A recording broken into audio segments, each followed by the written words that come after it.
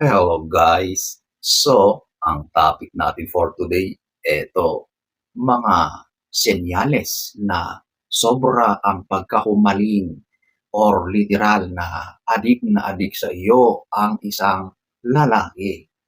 So ladies, kung nakaka-relate ka, kung gusto mong malaman ang mga ito, panoorin mo ito.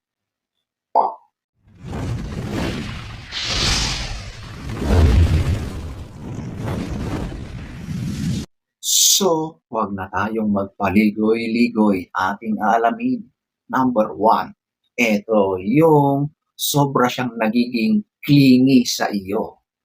Alam niyo, ang pagiging clingy, okay yan paminsan-minsan. Pero kapag sobrang madalas na at yung mga ginagawa niyo ay hindi niyo na nagagawa dahil laging nakabuntot ang lalaki na yan, nako, hindi nakakatuwa.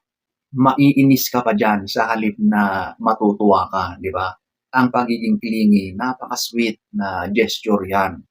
Pero kapag yung pagka-clingy niya ay hindi mo na nagagampanan o nagagawa yung mga dapat mong gawin dahil nandiyan siya lagi sa tabi mo or gusto niya lagi na magkadikit kayo diyan, hindi na tama 'yan.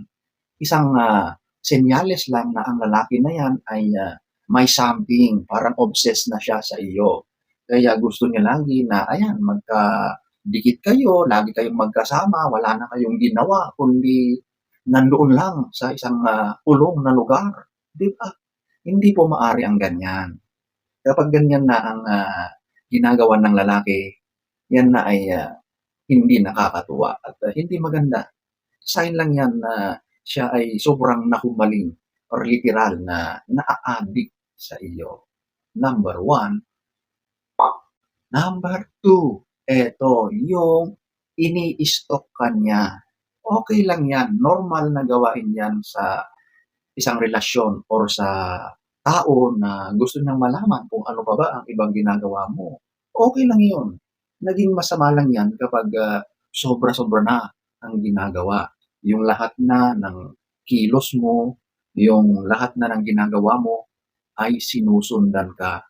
Or the worst is baka gumagamit pa siya or nagbabayad pa siya ng ibang tao para lang sundan ka, para malaman niya kung totoo ba ang mga pinagsasabi mo, kung ano ba talaga ang pinupuntahan at ginagawa mo. Kapag ganyan ay may abnormal na sa relasyon. Hindi tama ang mga ganyan. Ibig lang sabihin ay may something doon sa lalaki. It's either wala siyang tiwala sa iyo or merong obsession na hindi niya kayang i-open up sa iyo kaya dinadaan niya sa mga ganitong gawain. Yung sinusundan ka or lihim na inaalam niya kung ano yung mga activities mo araw-araw. So ayan po ang number two.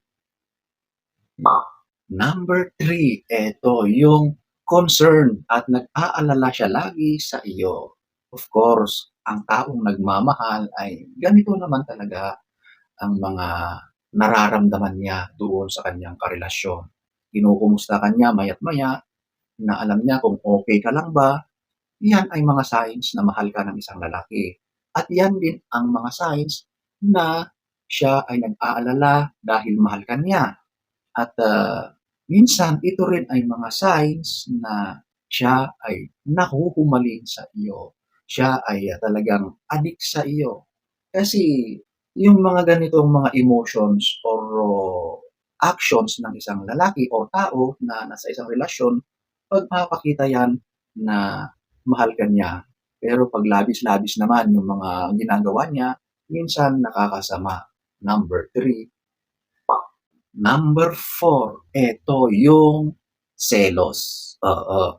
Ang selos ay normal yan na action kapag ikaw ay nasa isang relasyon at meron kang napapansin na hindi maayos or threat dyan sa relasyon. Okay?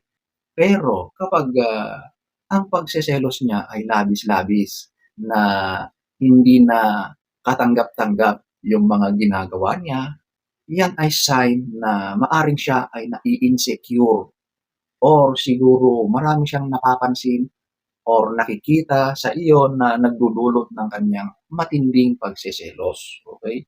pagpapakita yan ng, obsession, okey? Sobrang pagkahumaling, 'di ba?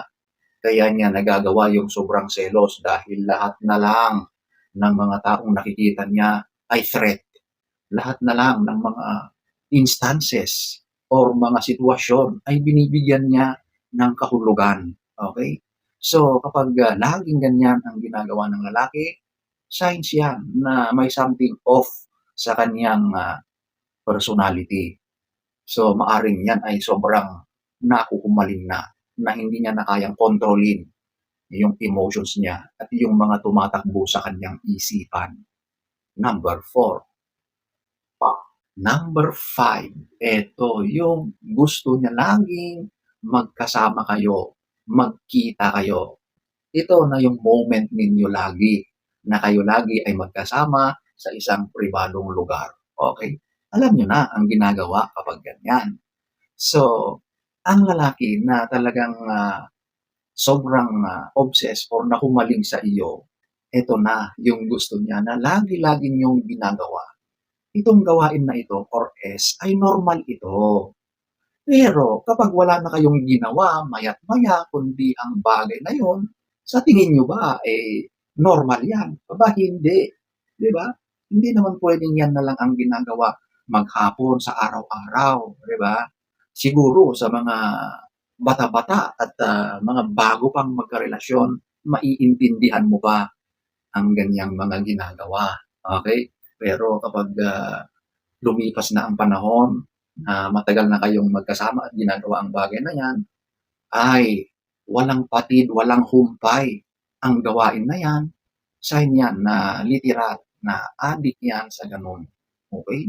Siguro okey lang kapag pareho kayo ng nararamdaman at kagustuhan sa bagay na 'yon, na kahit, minu-minuto, oras-oras, araw-araw ang ganiyang gawain, okey lang. Pero kapag, merong isa sa inyo na ang hindi natutuwa o hindi na nagugustuhan, hindi na 'yan tama. Number 5. Number 6, nagiging kontrolado na siya. Iyon pala ang lalaking ito ay may, problema at, gusto niya na kontrol niya ang relasyon niyo. Kumbaga kung ano yung gusto niyang mangyari, yun ang dapat masunod. Kasi sa isang relasyon dapat open kayo sa isa't isa. Dapat kung ano ang gustong gawin ng bawat isa sa inyo, basta ang mga yan ay naaayon sa relasyon, nakakabuti sa pamumuhay ninyong dalawa, dapat yun ay hindi pinipigilan, kundi yan ay dapat sinusuportahan.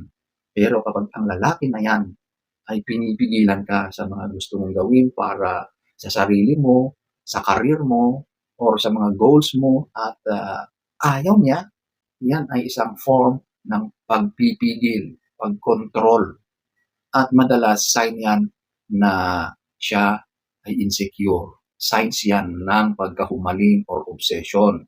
Kaya ang gusto niyang mangyari is ilagay ka sa isang posisyon na siya ang may control. So madalas ito yung mga ikinukulong, ito yung mga ayaw payagang lumabas, ito yung ayaw pagtrabahuin or gusto nila na diyan ka na lang sa bahay. So kapag ganyan yung karelasyon mo, yan ay adik na adik pero in a wrong way. Number 6. Number 7, eto yung nagiging manipulative. Similar ito doon sa kinokontrol ka. Madalas ito yung sinasabi niya na i-prove mo na mahal mo siya. Yung mga ganong mga tirada ba. Example na lang, yung mga ginagawa o sinasabi na kung mahal mo ako, ganito ang gagawin mo. Kung mahal mo ako, ipakita mo, i-prove mo sa akin kung totoong mahal mo ako. O di ba?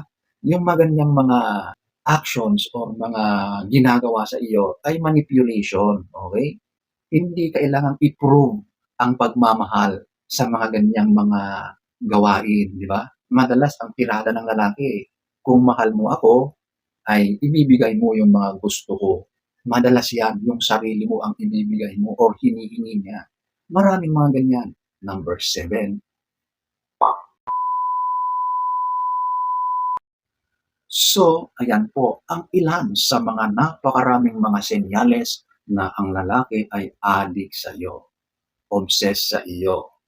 So, sana ay nagustuhan niyo ang ating topic for today.